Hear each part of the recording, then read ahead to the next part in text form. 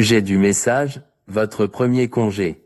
Sachant que notre virginité est un sceau, c'est pourquoi, en tant que jeune homme ou femme, nous devons fuir tout ce qui nous fera décharger sur l'autel des ténèbres.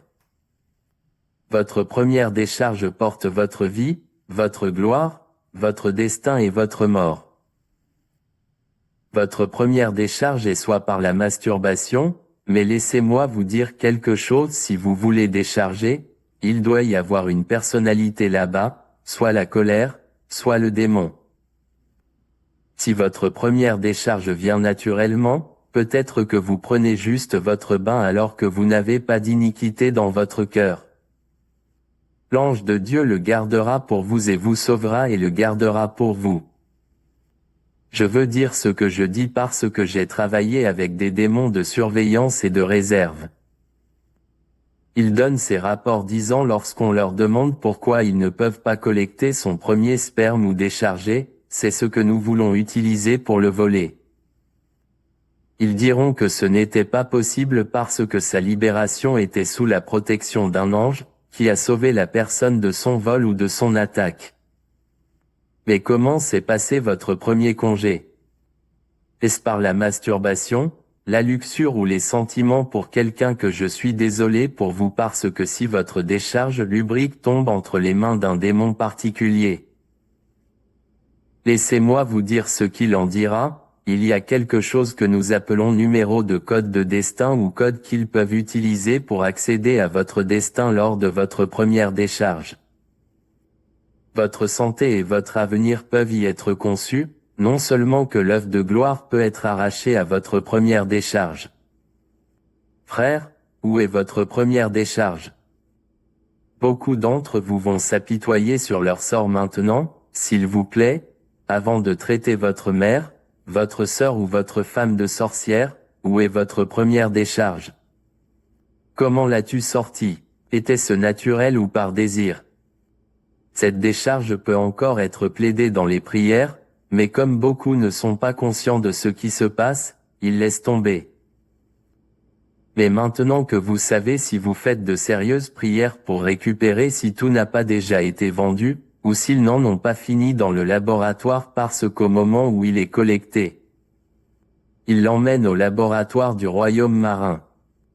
Ils ne sont pas idiots comme nous, ils entreront tout de suite dans leur laboratoire pour un diagnostic. Une fois dans leur laboratoire, ils l'agrandiront et verront toutes les informations vous concernant. Par exemple, ils verront ce que vous deviendrez dans les 60 prochaines années. Premièrement, votre dossier de vie qui contient ce que Dieu Tout-Puissant vous a envoyé pour venir faire sur terre leur sera révélé. La prochaine question qu'ils se poseront est de savoir comment l'arrêter. Selon ce qu'ils voient, ils peuvent commencer à organiser Delilah ou Jézébel pour vous. C'est pourquoi ils prieront pour que votre problème soit le mariage, ou que vous alliez. Cette première décharge leur fera savoir qui envoyer après vous ou soit la soif d'argent, l'arrogance, le coureur de jupons et la colère, etc. Cette première décharge fera savoir au diable comment vous manipuler, et vos faiblesses et le tabou de votre vie s'y refléteront. C'est à partir de là que l'on saura quel genre de femme utilisera pour détruire la personne, est-ce une femme marine, ou celle du ciel de la reine des cieux. Ils sauront quel niveau peut capturer la personne, où il appartient, s'il fait partie des héros et quel niveau son pouvoir ne peut pas porter. Une fois qu'ils auront ces informations, c'est à partir de là qu'ils concevront le type d'agent qu'ils enverront contre vous. Pendant cette période, ils enverront ces agents pour nourrir cette personne. Pour beaucoup d'entre nous, notre première décharge par sexe a été la plus dangereuse et la question est de savoir à qui l'avons-nous donné, qui est cette personne. Connaissez-vous quelqu'un qui peut être agent maritime mais il ne le saura pas? Parce qu'il n'est allé à aucune réunion auparavant. Pour certaines femmes, leurs parties intimes sont chargées d'armes des ténèbres, par exemple, des serpents, des pythons, des scorpions et bien d'autres choses.